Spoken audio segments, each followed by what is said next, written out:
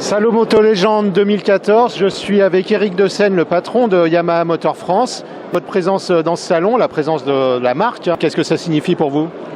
Ça signifie beaucoup parce que, vous savez, l'air de rien, Yamaha aujourd'hui a 59 ans. L'an prochain seront les 60 ans de l'entreprise. Et donc, je crois que depuis maintenant plusieurs années, on arrive à assumer notre histoire, ce qui n'est pas si courant pour une marque japonaise. Et on s'aperçoit que tout ce phénomène autour du classique, finalement, est un phénomène très enthousiasmant. Parce qu'on est dans un partage de générations, on est dans un retour à des motos plus simples, plus légères, qui procurent une émotion avant même de procurer une performance ou la restitution d'une performance, ce qui correspond assez bien aux conditions d'usage et de roulage d'aujourd'hui. D'accord. C'est vrai que dans votre gamme, on trouve alors par exemple la SR400 qui réapparaît dans la gamme Yamaha. On trouve aussi des modèles très sportifs. Yamaha, c'est quand même une histoire de la compétition. On voit derrière nous une fabuleuse moto. Ouais. Oui, je crois que Yamaha n'a jamais triché. On a toujours été acteur de la compétition. Et donc, la compétition permet ce pont formidable, autour malgré tout de la passion. J'aime pas toujours utiliser passion partout parce que c'est un mot qui devient galvaudé, mais disons qu'on va dire que c'est le partage de valeurs communes. Et ça, c'est très riche.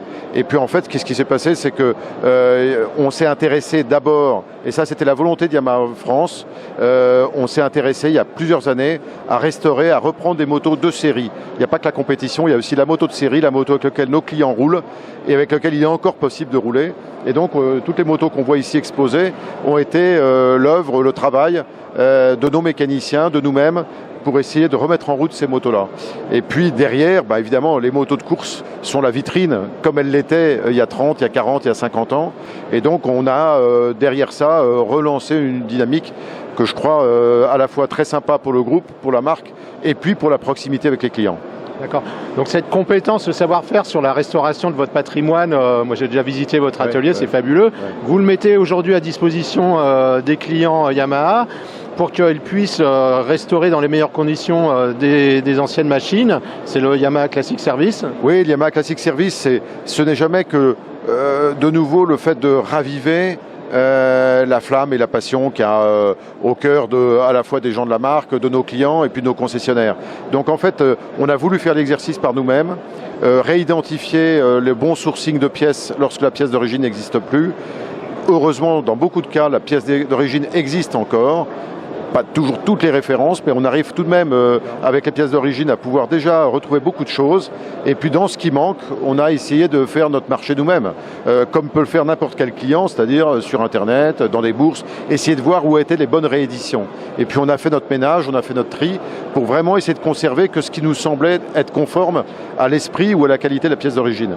Et donc maintenant, toute cette expérience-là, on souhaite la partager avec nos clients. Clairement, on n'en fait pas une affaire commerciale, c'est vraiment pour essayer de montrer qu'une Yamaha, c'est pas fait pour mourir, au fond d'un garage, c'est fait pour rouler, et que c'est toujours possible de pouvoir prendre du plaisir avec ces motos-là. Et donc, derrière cette démarche, on a aujourd'hui 35 concessionnaires, 38 concessionnaires qui ont adhéré à la charte Classic Service et qui font qu'à un moment, ils s'engagent à pouvoir faire un devis, essayer de vous restaurer votre moto, mais pas dans une restauration pour la remettre à neuf, dans une restauration pour la mettre en état de rouler et que vous preniez du plaisir avec. On a remis en route aussi des stages de formation de jeunes mécaniciens sur les mécaniques d'époque. Et c'est très sympa parce qu'on voit des mécaniciens de 18 ans qui s'intéressent finalement, pour eux, le carbu commence à devenir presque quelque chose de... à régler les disrupteurs, à reprendre son point moraux, etc. Et je trouve ça très bien, c'est vachement bien. Donc on essaie de faire vivre ça avant d'en faire un axe commercial, même si on voit bien qu'il suffit de tourner ici.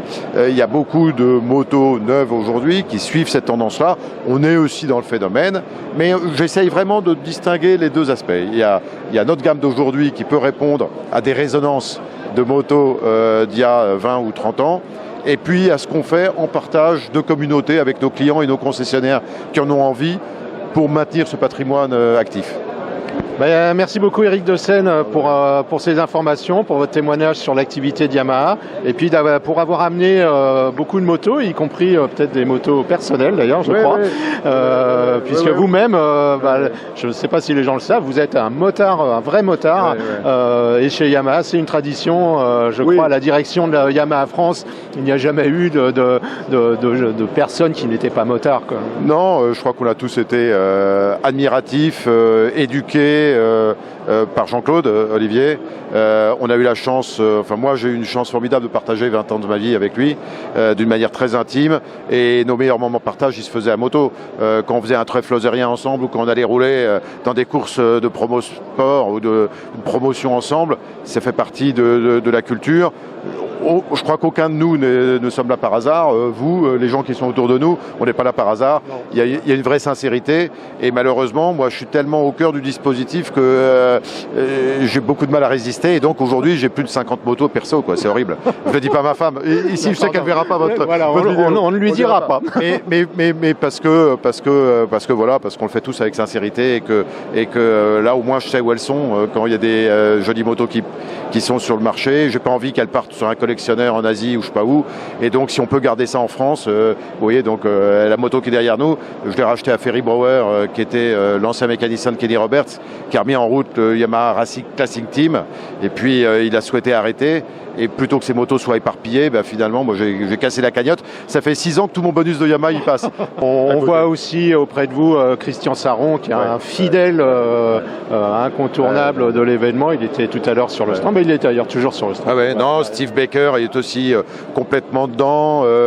Ago, moi, j'ai eu la chance de pouvoir rouler avec Ago. Et sur le fond, c'est des vrais sincères. Et c'est ça que j'apprécie beaucoup sur toute cette période qu'on a eu, nous, la chance de partager de ces années fin 60, 70, début 80, où les pilotes n'étaient pas là, il n'y avait pas d'enjeu d'argent, il y avait un enjeu de sport, de passion, d'émotion, de prise de risque, et avec des valeurs très fortes.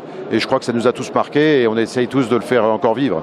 Eh bien, merci beaucoup de nous avoir accordé votre temps, qui doit être précieux évidemment. Et puis, bonne continuation. On aura toujours plaisir à voir vos motos, vos belles motos, vos belles restaurations. Merci Eric de Seine.